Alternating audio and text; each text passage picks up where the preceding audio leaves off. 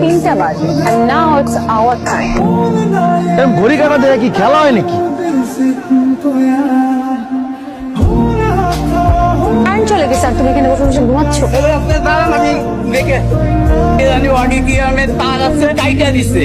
আমি শিওর এটা ওই শয়তান ছেলেটারই কাজ, আমারও তাই মনে হচ্ছে। আরে আপা, আপনি একেবারে আমার কিচেনে বসছেন।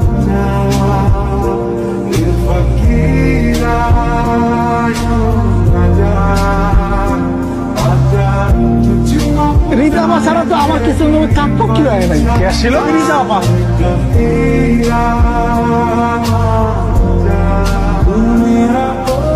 ও ফরিদা,